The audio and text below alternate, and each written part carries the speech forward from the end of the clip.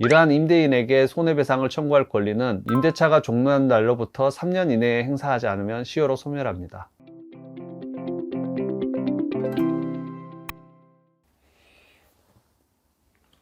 승소가 체질, 부동산 전문 변호사 김성훈입니다. 지난 시간에는 상가건물 임대차 보호법이 전부 적용되기 위한 보증금, 대항력과 우선 변제권, 갱신 청구권 등에 대하여 알아보았습니다. 오늘은 권리금에 대하여 알아보고 간단한 Q&A 시간을 갖도록 하겠습니다. 권리금은 누구시고 어떻게 보호되는 건가요? 권리금이란 임대차 목적물인 상가 건물에서 영업자의 영업시설, 비품, 거래처, 신용, 영업상의 노하우, 위치에 따른 영업상의 이점 등 유무형의 재산적 가치의 양도 또는 이용 대가를 말합니다. 과거 관습적으로만 인정되었었는데 상가건물 임대차 보호법이 2015년에 개정되면서 신설되었습니다. 권리금 계약이란 신규 임차인이 되려는 자가 임차인에게 권리금을 지급하기로 하는 계약을 말합니다. 상가건물 임대차 보호법은 임대인의 권리금 회수 방해를 금지하여 임차인의 권리금 회수 기회를 보호하고 있습니다. 만약 이를 위반한 경우 임차인은 임대인에게 손해배상을 청구할 수 있습니다. 임대인이 신규 임차인이 되려는 자에게 권리금을 요구하거나 권리금을 수수하는 행위.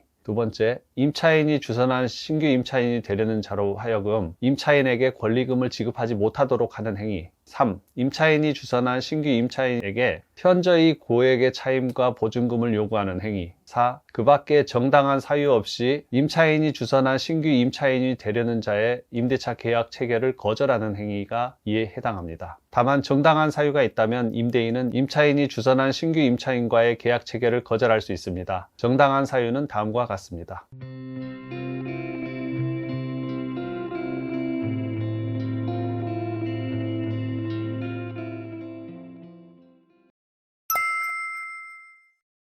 방해 행위 중 새로 임차인에게 현저히 고액의 차임과 보증금을 요구하는 경우에는 어느 정도가 되어야 이렇게 볼 수 있나요? 일률적으로 말하기는 매우 어렵습니다. 다만 최근 하급심 판결은 기존의 임대료나 보증금보다 다소 높은 금액을 받는 정도로는 현저히 고액으로 인정하지 않는 경향이 있습니다. 아울러 현저히 고액으로 인정받기 위해서는 현재의 시세를 감정을 통해서 입증하여 요구하는 보증금 및 차임과 비교하는 방법이 적절한 방법으로 보입니다.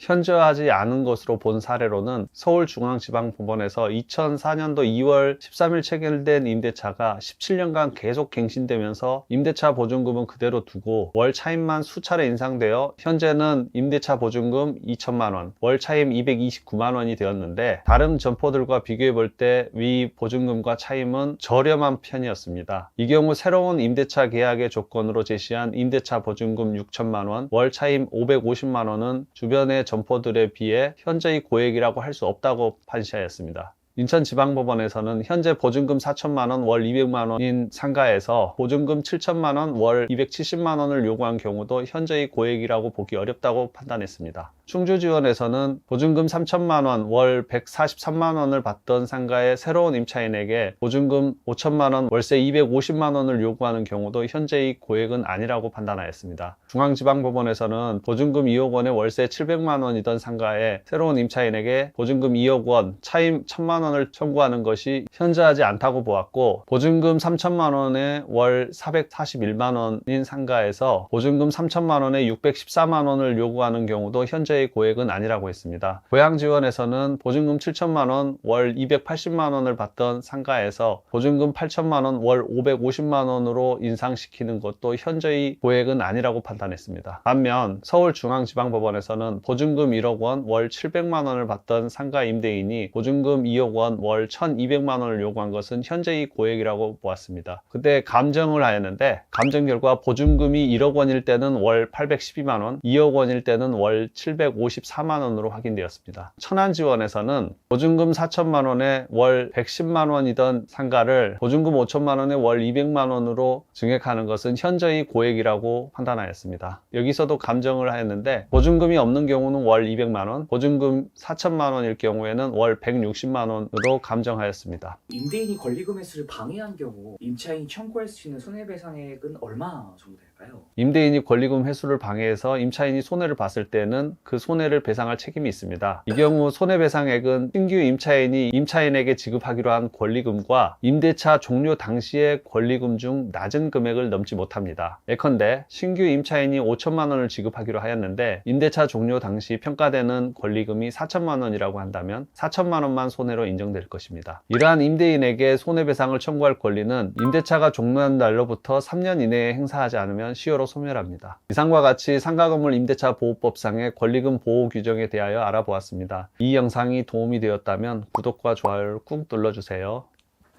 감사합니다.